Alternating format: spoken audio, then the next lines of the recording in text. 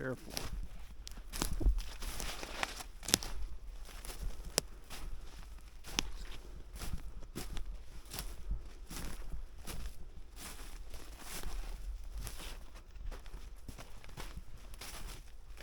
Thought we were done with this, but it's back. You know, as much as I don't like having to travel around in snow and driving it and stuff, it is beautiful. Something very magical about it. You know, dusting of the treetops, all white. The ground. It's a beautiful sight. It's just, it's not fun for walking around in and exploring. Definitely not driving in when you want to get into the mountains and you only have a 2-wheel drive vehicle.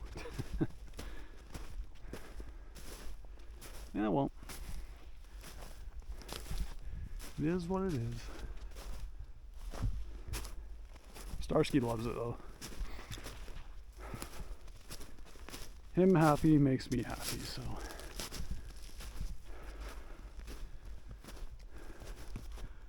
That's a good thing. That's the one good thing about it.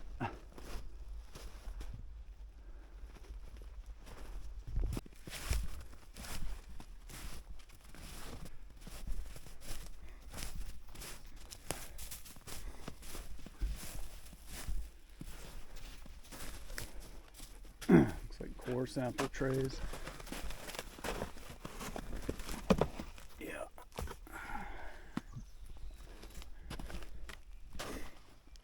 Doing some sampling around here.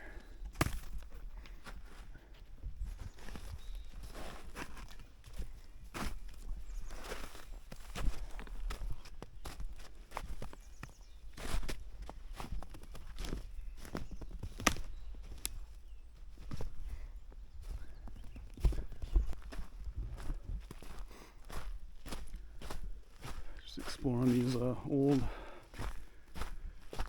logging roads.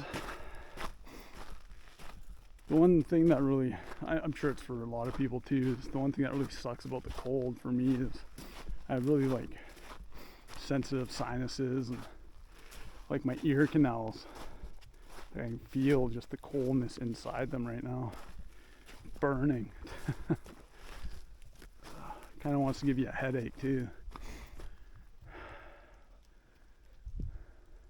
Need some the classic earmuffs, insulated earmuffs, I guess. Yeah, my ears are just killing me right now. Once it warms up, it won't be so bad. This road ends right here, so go back this way.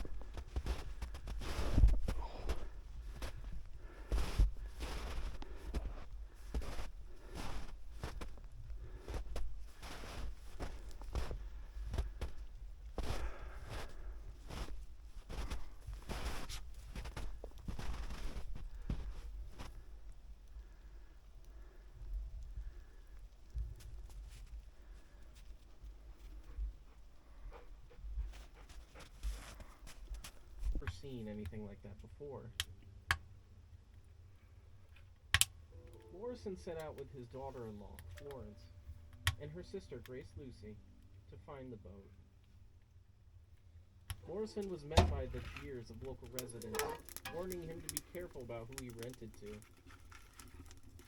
At the southern end of South Bay, an overturned skiff floated undisturbed 40 feet from shore. A straw hat and magazine floated in the water, and spread over the keel was the woman's black jacket.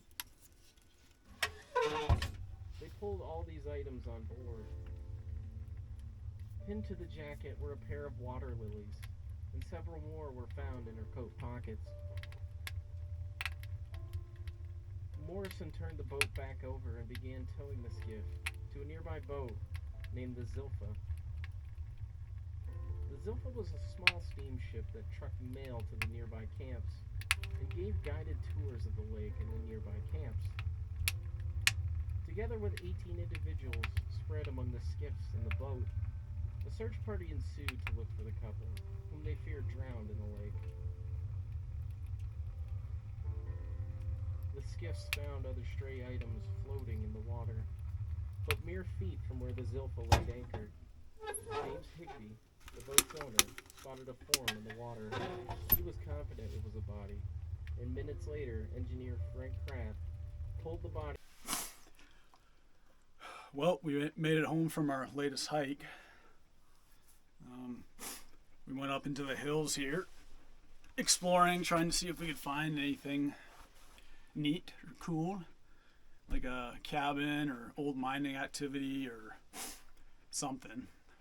Didn't see anything. On one of our previous expeditions, we found a spot where they did core samples. There was a bunch of core samples around. I think I might have it in this video too. So,